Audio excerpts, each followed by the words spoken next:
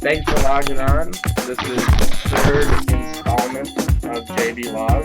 Last week we had close to 100 viewers, so I want to thank you guys for those that did watch the video and did give me your feedback. We got some good feedback for this week's segment, so I'm pretty excited about that. I want to start off by recapping Super Bowl Sunday, though. How was your guys' parties?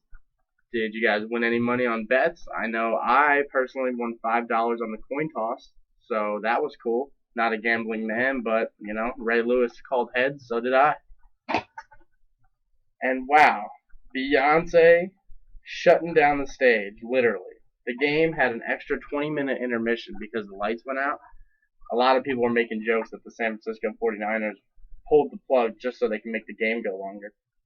And it looks like at the time they needed it. The Ravens were up commanding 21-6 lead, and it looked like this was going to be a blowout. I know a lot of people at our house that started to go outside or turn their attention towards the food or anything but the game because it really wasn't much of a game at all. But as the football gods made their presence, they finally turned it around to a game, and the Niners came close to 2 points into making it a game.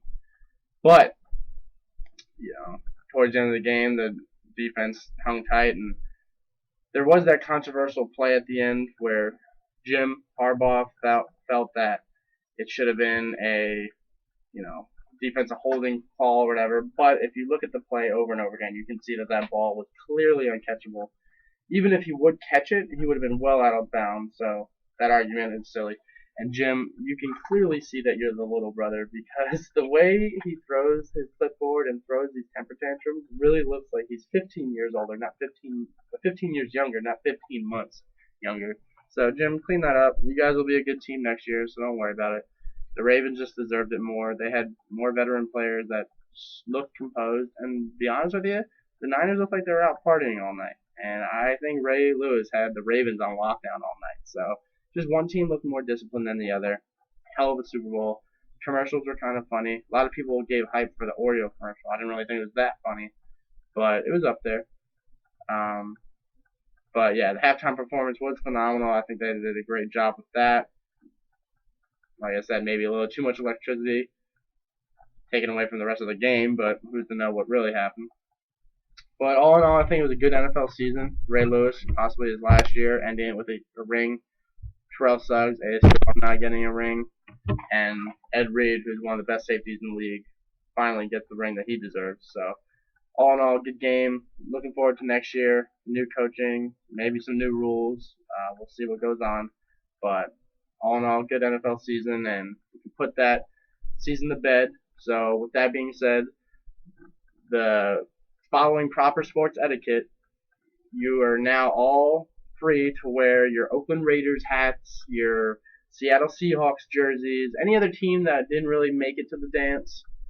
You're now able to wear your apparel because out of respect for the teams that did put in good work, you're supposed to take off your apparel and memorabilia and put it aside until next year. So now, that being said, take out your Kansas City Chiefs shirt if you have one. I don't know why. You can wear it. Everyone's starting out with a 0-0 record, and we're all looking forward to next year. But now, with sports, we're in that in-between stage where football season's over. It's just basketball season. Hockey's slowly picking up. There's also, the confusion with that because it is a half of a season. And then we have a couple weeks away from spring training, which should be an exciting time. It is always here in Arizona where a lot of the spring training games are held. So I want to know what team you guys have going to be, the top teams in the rankings this year. What player are you looking forward to seeing come back? Personally, I'm looking forward to seeing Derek Jeter's return and see how he's able to come back after his injury in the playoffs last year. And Torrey Hunter, his new team. I'm looking forward to seeing him play. And there's just a bunch of other players jumping around. The Los Angeles Dodgers pretty much buying all of Major League Baseball. So I'm looking forward to see how they play. And it should just be an exciting season. We did get some feedback last week from one of our followers, Dontario Washington, a good buddy of mine, wanted me to cover Miami Heat in basketball. So not being the biggest Heat fan, I don't have much to talk about when it comes to them.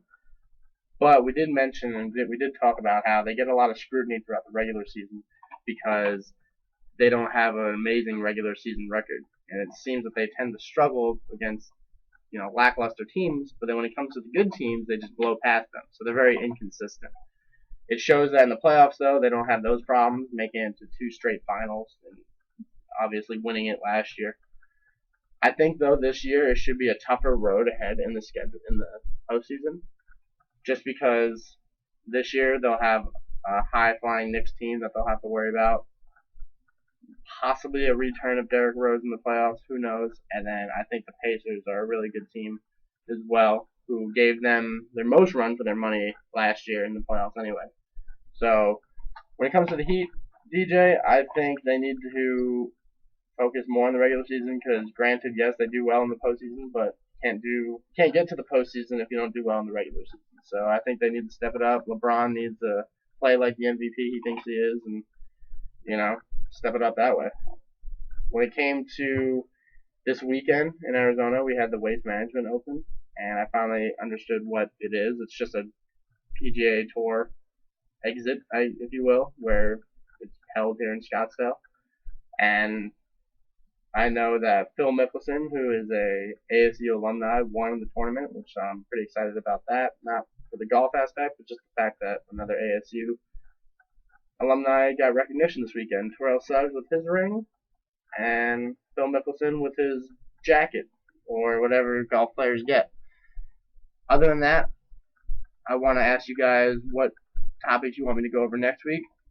And some subtopics we can talk about is the NBA trade deadline that's coming up next couple of weeks here before the NBA All-Star week. So let me know who you want to see shift around. Should Dwight Howard stay in LA? Should he get booted? What other players would you like to see on your team or on another team? Let me know. And then if you're a big baseball fan, let me know what team you're looking forward to seeing this year. Because like I said, in a couple of weeks, pitchers and catchers report to spring training.